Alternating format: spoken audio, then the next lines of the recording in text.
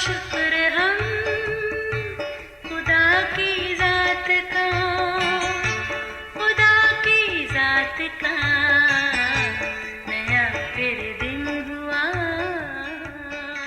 آج کی آیت مبارک ہے وہ جو پاک دل ہیں کیونکہ وہ خدا کو دیکھیں گے۔ متی 5 باب 8ویں آیت۔ عزیزو، متی رسول نے اپنے انجیلی حصے میں یسوع المسیح کے پہاڑی واز کو بڑی خوبصورتی کے ساتھ تحریر کیا۔ یہ مبارک بادیاں مسیح کی شخصیت کے ہر پہلو کو نہایت سادہ الفاظ میں بیان کرتی ہیں اور ہر مبارک بادی یسوع کی تصویر کو پیش کرتی ہے۔ عزیزو، آج کی زیر غور مبارک بادی میں مبارک اسے کہا گیا ہے جو پاک دل ہے، وہی خداوند کو دیکھنے لائق ہوگا۔ مطلب یہ کہ اگر ہم اپنے آسمانی باپ کو دیکھنے اور اس کی رفاقت میں رہنے کی آرزو رکھتے ہیں تو ہمیں اپنے دلوں کو ہر طرح کی بدی اور گناہ سے پاک کرنا ہے، کیونکہ کلام میں لکھا ہے پاک ہو اس لیے کہ میں پاک ہوں۔ سو ہمیں خداوند سے ملنے کے لیے پاک ہونے کی ضرورت ہے۔ عزیزو، یقیناً یاد ہوگا کہ ابتدائی انسان آدم اور حوا کو خدا اس وقت تک ملنے آتا تھا جب تک وہ پاک تھے، مگر جیسے ہی وہ گناہ کے باعث ناپاک ہوئے، پاک خدا سے ان کا ملاپ ختم ہو گیا۔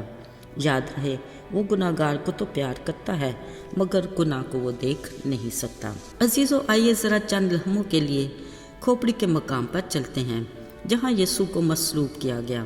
خدا کا اکلوتا بیٹا یسوع وہ پاک اور بے عیب بنا تھا جس نے میرے اور آپ کے یعنی ہم سب گناہ گاروں کے لیے اپنی جان قربان کی۔ یہاں ایک وقت ایسا آیا کہ یسوع نے کہا، آئے میرے خدا، تو نے مجھے کیوں چھوڑ دیا؟ یہ فقرہ یسوع کے 7 صلیبی کلموں میں سے ایک ہے۔ اب سوال یہ ہے کہ یسوع کو کیوں یہ کہنا پڑا کہ آئے خدا، تو نے مجھے کیوں چھوڑ دیا؟ وہ اس لیے کہ اس وقت ہم سب کے گناہ اس پر پڑے تھے۔ انہی گناہوں کے باعث یسوع کو باپ نے کچھ وقت کے لیے چھوڑ دیا۔ میرے عزیزو، جبکہ یسوع المسیح بذات خود پاک ہستی تھا، اپنی زمینی زندگی میں ان کا کردار بے داغ تھا۔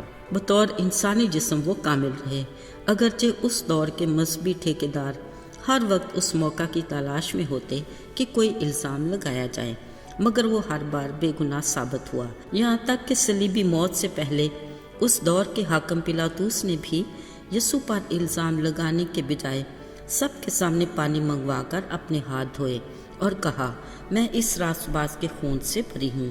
میرے عزیزو، یسوع المسیح نے جہاں اپنے بارے میں بہت سے دعوے کیے، وہاں ایک بار یہ بھی کہا کہ دنیا کا نور میں ہوں۔ بلا شبہ وہ نور ہے اور اس میں ذرا بھی تاریکی نہیں، یعنی وہ پاک ہے۔ یہ اس کا خاصہ ہے۔ وہ نور کو گویا پوشاک کی طرح پہنتا ہے، یعنی پاکیزگی اس کا جوہر ہے۔ یاد رہے، یہ پاک خدا اپنی مخلوق کو ناپاکی اور اپنی رفاقت سے دور نہیں رکھنا چاہتا، اس لیے اس نے اپنے بیٹے یسوع کی قربانی سے اور اس کی قیمتی لہو سے ہمیں گناہ سے پاک اور صاف کیا، یوں ہمارے ساتھ دوبارہ اپنا میل کیا۔ اس نے فرمایا، جس طرح تمہارا بلانے والا پاک ہے، تم بھی اپنے سارے چال چلن میں پاک بنو۔ عزیزو، اپنے بچپن کے دور میں اپنے سنڈے اسکول کی جماعت میں ہم 2 طرح کے دل کی ڈرائنگ بنایا کرتے تھے۔ ایک وہ دل جس میں غصہ، جھگڑا، حسد، بغض، لالچ، دھوکہ اور ہر طرح کا گناہ بھرا ہوتا تھا۔ پھر جب ہم اپنے گناہوں کا اقرار کر کے یسوع کو اپنا نجات دہندہ قبول کرتے ہیں تو دوسری بار دل کی ڈرائنگ میں صلیب کا نشان بنایا کرتے تھے۔ مطلب یہ کہ یسوع کے لہو نے ہمارے دل کو پاک اور صاف کر دیا، یعنی اس کے بیٹے یسوع کا خون ہمیں تمام گناہوں سے پاک کرتا ہے۔ عزیزو، ہمیں اپنے باپ خدا سے دوبارہ ملاپ اور رفاقت رکھنے کے لیے پاک دل کی ضرورت ہے۔ داؤد نبی نے بھی یہی کہا، زوفے سے مجھے صاف کر تو میں پاک ہوں گا، مجھے دھو تو میں برف سے زیادہ سفید ہوں گا۔ عزیزو، ایک بار پھر داؤد اپنے خدا سے پاک دل حاصل کرنے کی درخواست کرتا ہے کہ آئے خدا، میرے اندر پاک دل پیدا کر اور میرے باطن میں اثر مستقیم روح ڈال۔ یقیناً جب ہمارے دل میں خدا کا روح ہوگا تو پھر وہاں بدی ٹھہر نہیں سکتی۔ خدا کے کلام کے مطابق ہمارا بدن پاک خدا کا مقدس ہے جس میں اس کا روح بسا ہے، لہٰذا اپنے باپ کی رفاقت میں رہنے کے لیے اس مقدس کو پاک ہی رہنا چاہیے۔ یاد رہے، دل کی پاکیزگی کو برقرار رکھنے کے لیے داؤد نے بڑی خوبصورت بات کہی کہ آئے خدا، میں نے تیرے کلام کو اپنے دل میں رکھ لیا ہے تاکہ میں تیرے خلاف گناہ نہ کروں۔ याद रहे, अपने बाप से मिलाप को बरकरार रखने और रफ़ाकत में जुड़े रहने के लिए हमें उससे बातें करने की ज़रूरत है ताकि हमारे दिल की पाकीज़गी कायम रहे।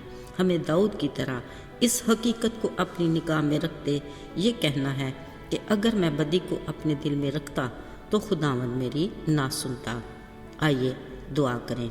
आए हमारे आसमानी बाप, तू जो पाक है, तूने हमें अपनी रफ़ाकत में जोड़े रखने के लिए अपने बेटे यीशु के लहू से पाक किया।